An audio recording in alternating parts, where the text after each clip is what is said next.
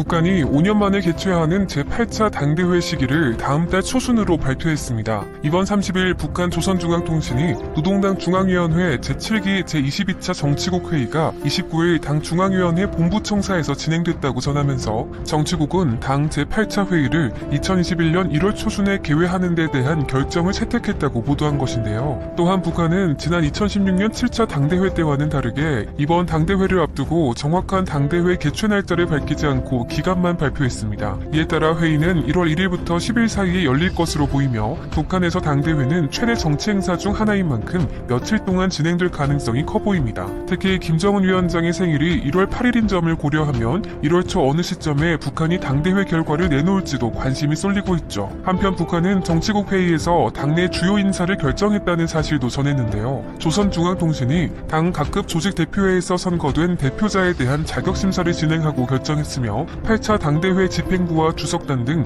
당대회 의정에 따르는 일정을 토의 확정했다고 밝힌 것입니다. 5년 전 7차 당대회 당시 북한은 한 달 전부터 관영 매체를 통해 각 지역별 당 대표회 소식을 보도하면서 당대회 개최에 대한 구체적인 개최 날짜를 밝힌 것과 비교해보면 이번 8차 당대회는 평소 북한의 행보와는 다른 모습이죠. 결국 향후 5년간 북한의 정책 방향이 제시될 당대회가 코앞으로 다가온 가운데 김정은 위원장이 어떤 메시지를 내놓을지 우리나라를 포함해 세계 각국이 집중하고 있는데요. 특히 앞서 북한이 80일 전투 등을 통해 계속해서 자력 행진을 강조해왔고 코로나19로 인해 쇄국 정책에 준하는 폐쇄 조치까지 단행했었기 때문에 당대회에서의 메시지도 현재 북한의 정책 기조와 크게 다르지 않을 것이라는 전망도 나오는 상황입니다. 그런데 최근 북한과 중국 접경 지역에서 뜻밖의 변화의 조짐이 감지돼 세간의 주목을 받고 있는데요. 바로 중국과 북한이 수출입 상품 통관을 담당하는 세관을 신설한 것입니다. 29일 중국 지린일보 등 현지 매체에 따르면 중국 지린성 바이산시에 있는 바이산 해관이 28일부터 업무를 시작한 것으로 전해졌습니다. 그리고 중국 당국은 바이산 해관을 열면서 더 넓고 많은 범위에서 북한과의 교류 협력을 전개할 수 있을 것이라며 기대감을 나타내는데요. 지금까지 중국과 북한의 수출입 품목이 드나들었던 곳은 대부분 신의주와 단둥 지역이었습니다. 이 지역은 압록강을 사이에 두고 철교가 건설되어 있는 만큼 열차를 통해 대규모 운송이 가능했죠. 하지만 이번 바이산 지역은 주변에 산악 지역이 많아 단둥 등 다른 접경 지역에 비해 물류 운송이 쉽지 않을 것이라고 판단되는데요. 따라서 이런 상황에도 불구하고 북한과 중국이 세관을 신설한 것은 내년부터 북한과 중국 사이의 교류가 다시 확대될 가능성이 높다고 해석할 수 있습니다. 즉 북한이 올해 코로나19 사태로 최대 교역국인 중국과의 무역이 사실상 중단되면서 북한 내부 경제가 붕괴 수준까지 도달한 만큼 당대회 이후 반전의 계기를 마련하려는 움직임이라는 것입니다. 그런데 북한과 중국은 국제사회의 대북 제재와 코로나19 상황 속에서도 최근까지 불법으로 석탄을 거래해왔다는 의심을 지속적으로 받아왔는데요. 실제로 지난 9일 미국 월스트리트 저널은 지난 1년여 동안 북한과 중국이 제재의 감시망을 피해 불법으로 석탄을 거래해왔다고 보도했습니다. 그리고 보도에 따르면 북한은 올해 9월까지 석탄 410만 톤을 수출한 것으로 알려졌죠. 이는 3억 3천만 달러에서 4억 1천만 달러에 달하는 양으로 우리 돈 약 4천억 원에 넘는 대규모 물량입니다. 이에 따라 현재 국내 전문가들은 북한의 대중국 의존도가 앞으로 더욱 커질 것이라고 분석하고 있는데요. 내년 코로나19 백신 보급 이후 국경 폐쇄 조치 등이 개선되면 그동안 위축되었던 불법 석탄 수출입이 더욱 커질 수 있다는 것입니다. 게다가 다음 달 북한이 당대회를 마치는 대로 김정은 위원장이 직접 중국을 찾아 시진핑 주석과 정상회담을 열 가능성도 제기되고 있는데요. 바이든 대통령 당선 확정 이후 한 달여 기간 동안 북한이 아무런 언급이 없는 상황에서 일단 중국을 찾아 내년 국제 정세를 논의할 수 있다는 것이죠. 실제로 지난 2018년도에도 김정은 위원장은 미국과의 본격적인 핵 협상에 앞서 중국을 2번이나 찾아 시진핑 국가주석과 회동한 바 있습니다. 이 당시 김정은 위원장은 한국과 미국의 연쇄 정상회담을 앞두고 전통적인 우방국인 중국과의 협력이 시급했었는데요. 중국 입장에서도 한반도 대화 분위기가 급격하게 진행되면서 나온 이른바 차이나 패싱 논란을 잠재울 필요가 있던 상황이었습니다. 결국 2번이나 북한과 중국이 정상회담을 한 것은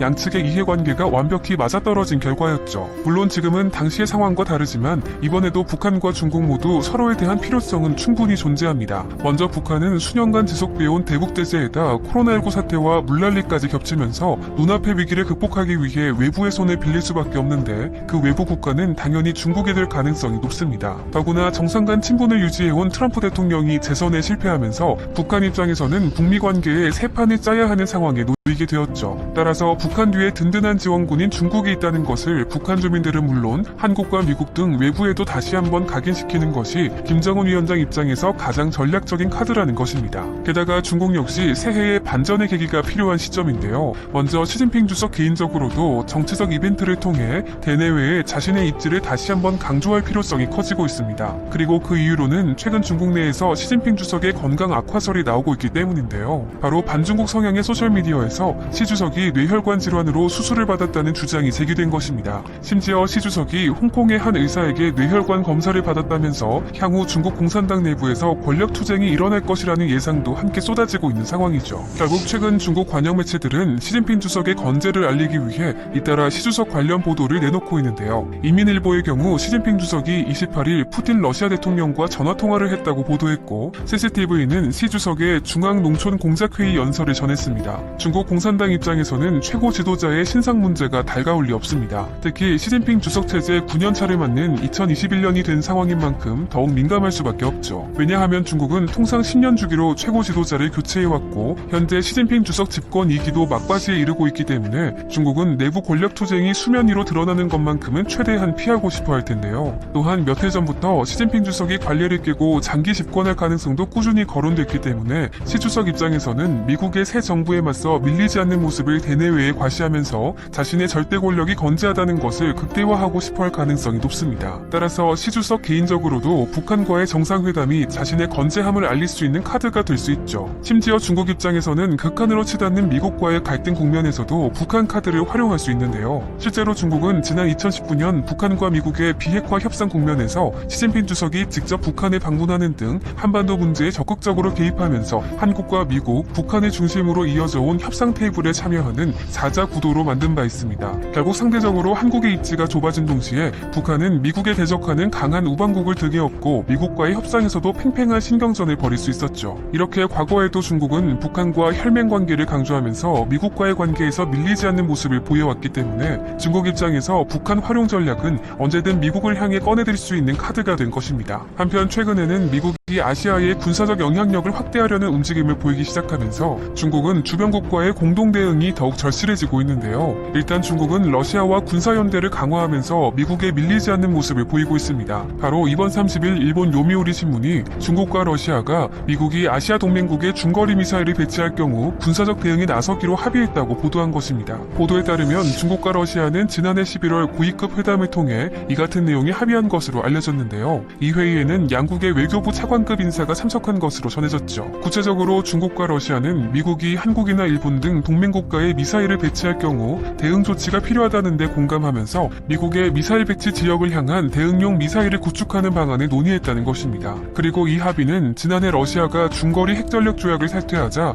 트럼프 대통령이 아시아의 중거리 미사일 배치를 검토하겠다는 뜻을 밝히면서 촉발된 것으로 알려졌습니다. 물론 바이든 당선인이 트럼프 대통령의 아시아 미사일 배치 계획을 이어갈 것인지는 미지수지만 최근 중국과 러시아는 동중국해와 우리나라의 동해 인근에서 공군 합동훈련을 실시하는 등 미국에 대응하기 위한 연대를 더욱 가속화하고 있는 상황입니다. 심지어 일각에서는 중국이 북한을 포함시켜 북중러 삼각연대를 통해 미국을 압박할 가능성도 제기하고 있죠. 결국 북중러 반대편에 있는 미국과 동맹국의 관계에 다시 주목할 필요성이 있는데요. 먼저 최근 대선이 마무리된 이후 미국은 한국과 일본의 다자연대를 강조하고 있는 상황입니다. 최근 마크 네퍼 미국 국무부 차관보가 중국은 대북 제재를 이행하지 않고 있다면서 인도태평양 지역에 나토와 유사한 지역 안보본부를 창설할 계획은 없지만 우리의 가치를 공유하는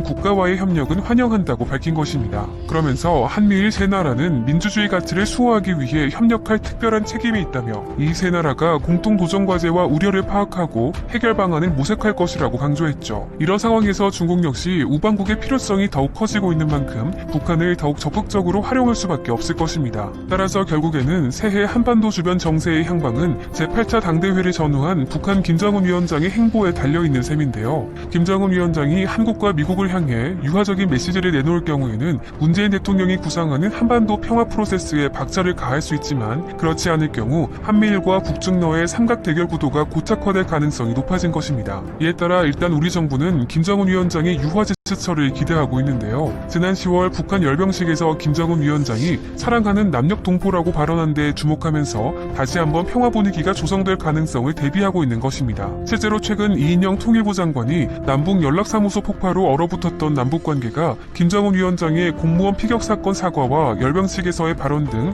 전체적으로 상황이 전환되면서 변곡점으로 들어서고 있다고 언급한 것을 볼 때 현재 우리 정부는 북한과의 관계가 다시 회복되기를 기대하고 있는 것을 알 수 있습니다. 또한 우리 정부는 북한을 향해 계속 대화에 나설 것을 요구하고 있는데요. 지난 29일 강경화 외교부 장관이 미국과 중국을 포함해 일본, 러시아 등이 참석한 동북아 방역 보건협력체 출범 실무 화상회의에서 북한의 참여를 독려한 것입니다. 구체적으로 강 장관은 가까운 미래에 이 협력체에서 북한을 환영할 수 있길 바란다면서 협력체가 지향하는 포용적 협력과 연대의 정신이 한반도 및 동북아의 평화와 번영에도 기여해 나갈 것이라고 언급했죠. 이는 우리 정부가 코로나19 사태 이후 백신 공유 등 북한과의 공동 대응 의사를 꾸준히 밝히면서 대화 물꼬를 트기 위해 먼저 손길을 내민 것입니다. 결국 현재 많은 전문가들은 새해 북한의 정책 방향에 대해 긍정적인 전망을 내놓고 있는데요. 최근 삼중고를 겪고 있는 북한이 내년부터 인도적 분야에서 한국과의 협력을 모색하거나 국제기구를 통한 간접 교류를 시도할 수도 있다는 것입니다. 또한 바이든 행정부가 충분히 북한 핵능력 감축의 시급성을 인식하고 있어 북미 협상은 예상보다 빨라질 수도 있다고 기대하고 있죠. 따라서 남북관계 돌파구 마련과 한반도 평화 정착을 향한 새 출발이 될 수 있을지를 두고 새해 초 북한 김정은 위원장의 행보에 대해 전 세계의 관심이 더욱 높아질 것으로 보입니다.